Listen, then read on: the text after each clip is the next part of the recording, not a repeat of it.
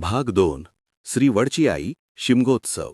सुरुवातीला संयमाच्या होळ्या लावून होळ्याच्या सणाला सुरुवात होते. प्रत्येक वाडीच्या आंबा व शिवरीच्या होळ्या असतात, परंतु गावाची मोठी होळी ही माडाची असते.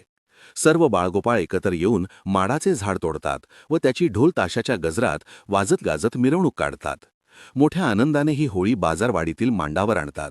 प्रचंड वजनाची अशी ही माडाची होळी उभी करणे हे अतिशय मेहनतीचे व कठीण काम असते, परंतु गावातील सर्व गावकरी एकत्र येऊन लाकडाच्या कैच्या लावून ही एकोप्याची होळी एका खड्ड्यात उभी करतात.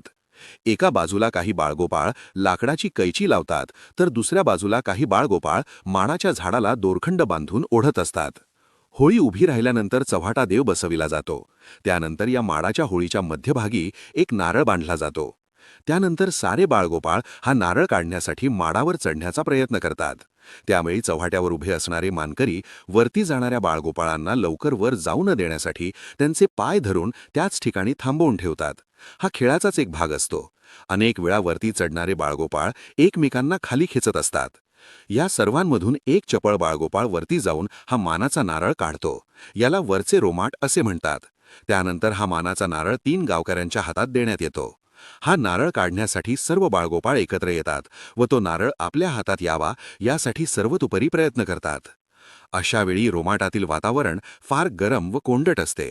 याचा बाळगोपाळांना त्रास होऊ नये यासाठी गावकऱ्यांनी नेमलेले काही गावकरी त्यांच्यावर घागर व कळशीतून पाण्याचा फवारा मारत असतात, जेणेकरून रोमाटातील वातावरण थंड राहील. याला खालचे रोमाट असे म्हणतात. हा खेळ 2 ते 3 तास चालत असतो. यावेळी ताकदवान व चपळ असा बाळगोपाळ आपल्या इतर सहकाऱ्यांच्या मदतीने हा नारळ काढून चव्हाटा देवासमोर फोडतात.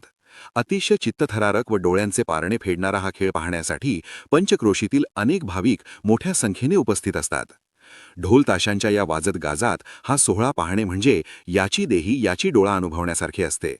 अत्यंत तालबद्ध अशा या वाद्य प्रकारात बाळगोपाळ मंत्रमुग्ध होऊन भाग जातात. 3 लवकरच येत आहे.